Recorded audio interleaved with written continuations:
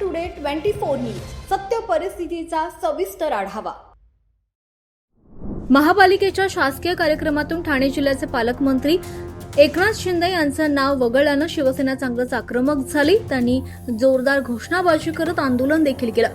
आंदोलन केल्यानंतर शिवसैनिकांनी महानगरपालिकेचे आयुक्त कैलास शिंदे यांच्या केबिनचा ताबा घेत जोरदार घोषणाबाजी केली आणि आयुक्तांना जाब विचारला।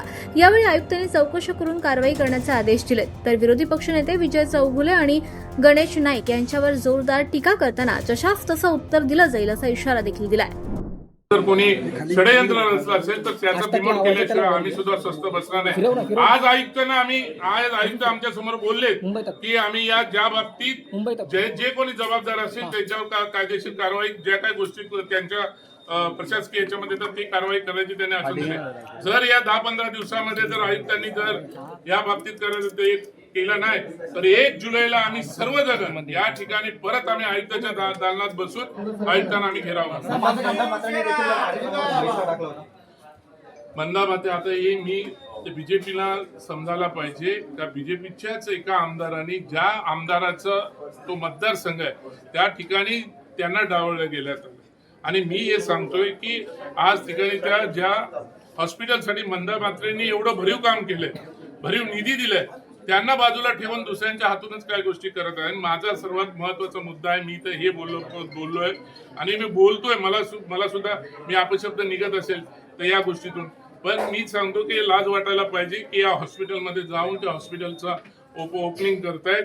आज त्या बाजूचं कोर्टीज हॉस्पिटल नवी मुंबई महानगरपालिकेच्या मालकीचं हॉस्पिटल पूर्णपणे त्यांनी त्या कोर्टीच्या दावणीला बांधलेलं आहे।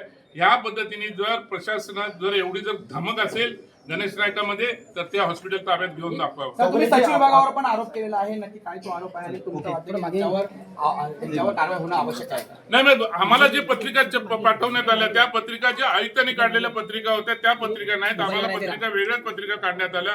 म्हणून आमचं त्याला हे आहे की ज्या कोणी आम्हाला जे पत्रिका पाठवल्या, ज्या सचिव विभागाने पत्रिका पाठवल्या असतील, जे प्रशासनाने काढलेली पत्रिका बाजूला ठेवून वेगळी पत्रिका आम्हाला वाटण्यात आली, त्याच्यावरती कायदेशीर कारवाई व्हायला पाहिजे। 2 वेगवेगळ्या पत्रिका छापल्या होत्या, 2 वेगवेगळ्या। आता आयुक्तांनी स्वतः सांगितलं, आयुक्तांनी स्वतः निवेदन केलं, आम्हाला सर्वांच्या समोर निवेदन केलं।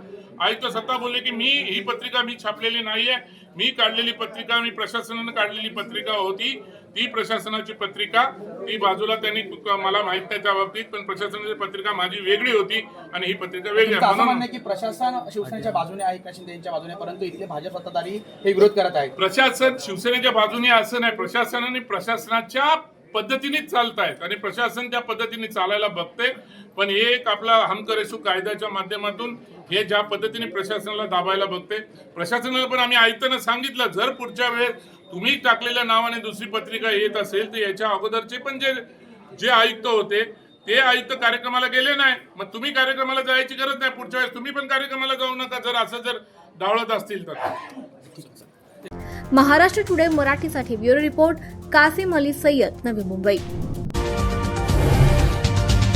आजच महाराष्ट्र टुडे 24 न्यूजला सबस्क्राईब करा आणि सत्य परिस्थितीचा सविस्तर आढावा पहा।